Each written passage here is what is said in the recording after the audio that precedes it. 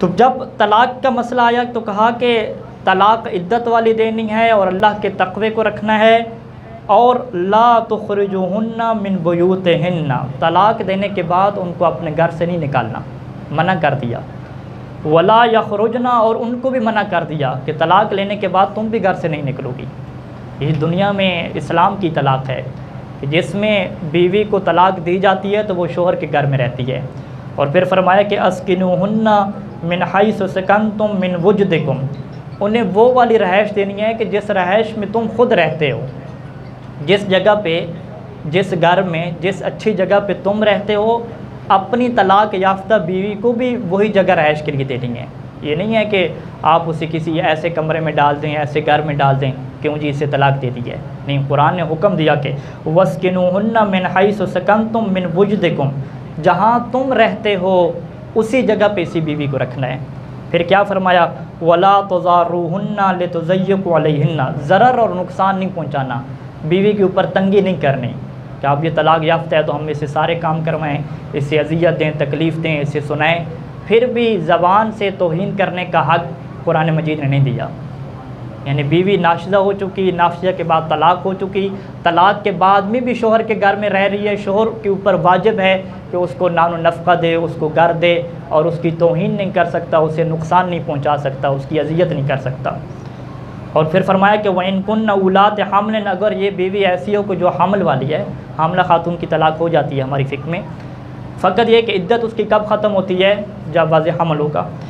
اگر حمل والی ہے تو فَانْفِقُوهُنَّ عَلَيْهِنَّ حَتَّى يَضَعْنَ حَمْلُهُنَّ، تو حمل کے دوران جتنا بھی خرچہ ہوگا وہ سارے کے سارے اس کے اوپر واجب ہے، یہ سارے کے سارے خرچہ اٹھائے گا۔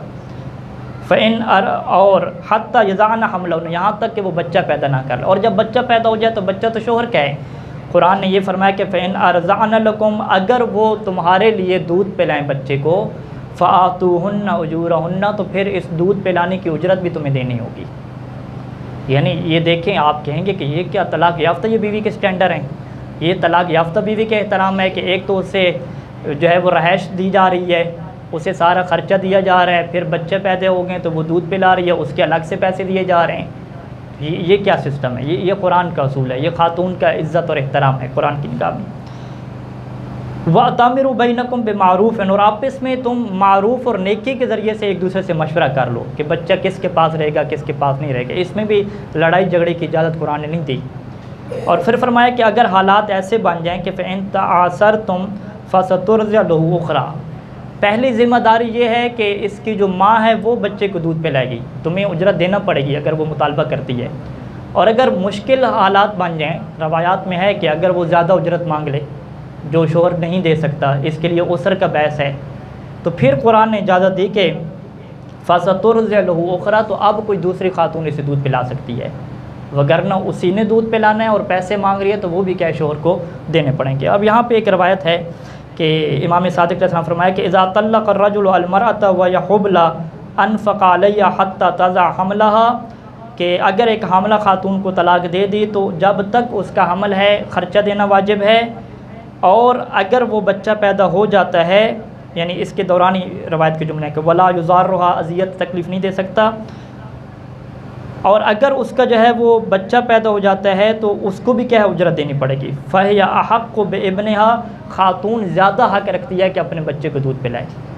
اس کا زیادہ حق ہے، بچہ بھی کیا اس سے نہیں لے سکتا۔ اور یہ فقہ کا مسئلہ ہے، روایات میں آیا کہ 2 سال تک بچے کو جو ہے وہ والدہ سے جدا نہیں کر سکتے، 2 سال کیونکہ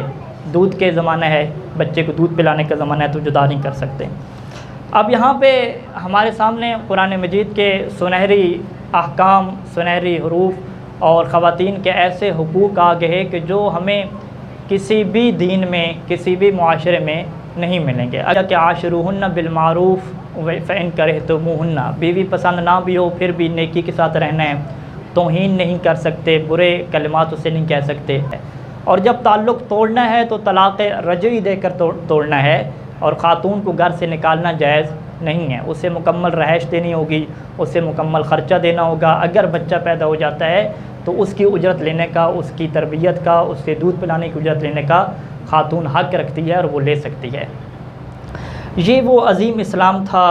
کہ جس کی حفاظت کے لیے امام حسین علیہ السلام نے مدینہ کو چھوڑا